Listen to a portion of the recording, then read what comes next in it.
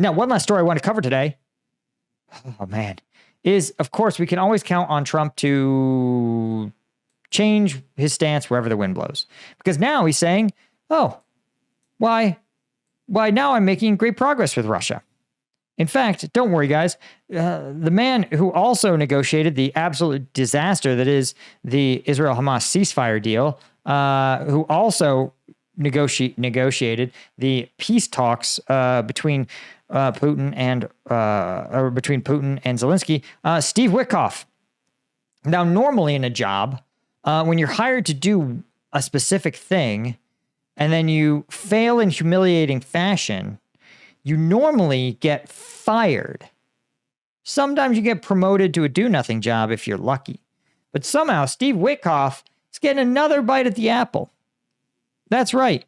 Mr. Naive, the guy who, by the way, for those of you that forget, Steve Witkoff famously met with Putin several times trying to negotiate a peace deal. Now, how can you negotiate a peace deal between two countries when one of those countries isn't even in the room?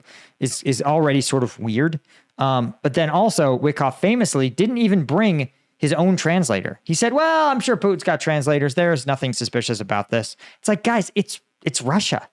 Like, you're meeting with a former KGB agent and you're just going to use their translator? What? So already preposterous.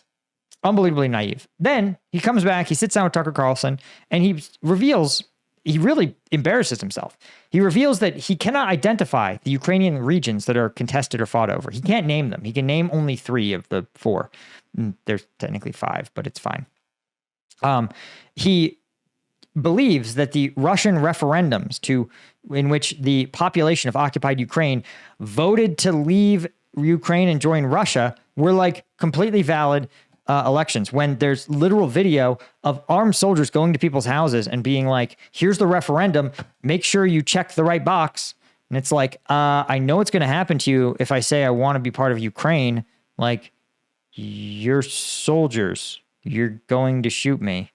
So like, and then the referendums literally were like 99% of people were like, I love being a part of Russia. Yeah. Like, yeah, no shit, dude. If like some Russian paratroopers are at my door being like, you're going to love Russia, right? I mean, like, oh yeah, God save the motherland or whatever. Right. So the fact that we on this channel can figure out that that's a farce, but old Steve Witkoff, right over his head. But he's back at it. And President Trump is loving it. He says Steve Witkoff made great progress during the meeting. Now, what is that actual progress? No, it was just talk. The thing that, remember 2 weeks ago, Trump was like, wow, Vladimir Putin only loves to talk. He only says nice things in meetings. But Trump says, well, I updated our European allies. Everyone agrees this war should end. Yeah, Russia wants it to end with a Russian victory. Ukraine wants it to end with a Ukrainian victory. Europeans, Americans, basically everybody in Russia wants it to end with a Ukrainian victory. Right? And this is just insane. They've met 5 times. If nothing, and by the way, the first 4 times, 0 meaningful progress. 0, nothing. No sustained progress, no temporary ceasefires, nothing. Just lies. And so the fact is that, again, the definition of insanity, as you guys probably know, is doing the same thing over and over and getting the same outcome. So the fact that, again, even Fox News, which stands for the president on a level that almost nobody could believe, says, Witkoff meets with Putin over war in Ukraine. No ceasefire agreements announced. And then he had Trump walks back tariff threat level. He said, I never set a percentage after promising 100% sanctions on Russian trading partners. The fact that even Fox News is kind of dunking on the guy is a sign of just how humiliatingly bad Witkoff is at his job, and frankly, how unbelievably naive Trump is. Right? Again, I love the fact they're including this is the 5th visit, as little has been accomplished from the 3-hour meeting.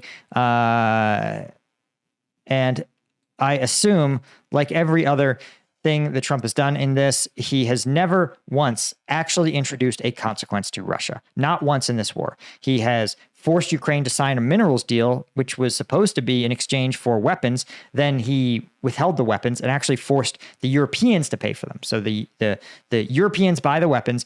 and then give them to Ukraine. Ukraine still can't buy the weapons, but even though they signed the minerals deal, which was just as good as the security agreement per the U.S. negotiators, right, then the U.S. actually suspended already approved weapons shipments, and then suspended intelligence shipments for no reason.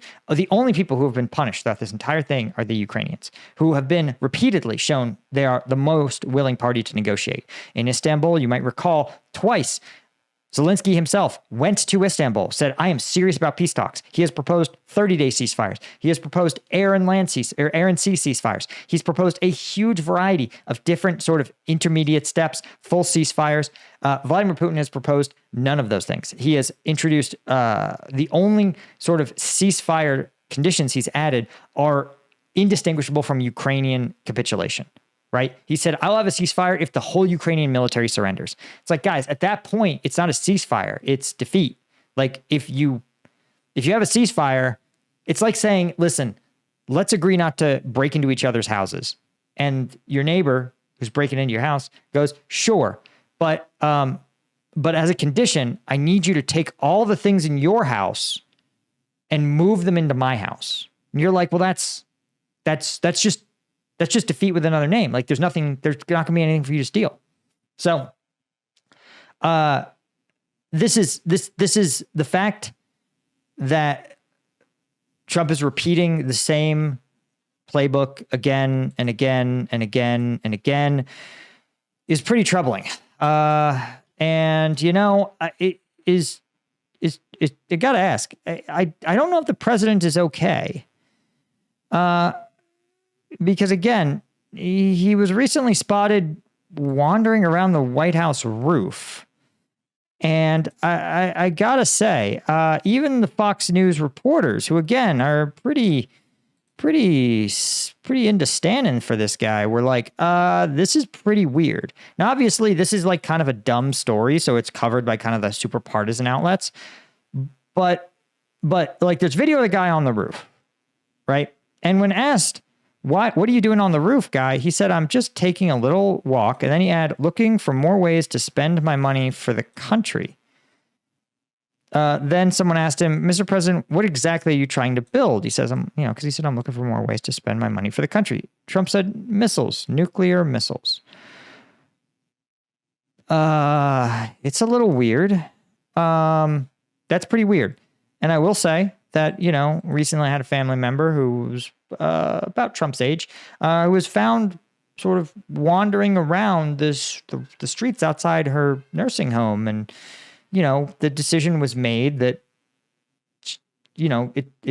this sort of wandering around to places that are dangerous is not good for someone of that age. And it's usually a sign of dementia. Just saying. She's in memory care, but, he's in the White House. Anyway, guys, thanks. I appreciate you. Subscribe.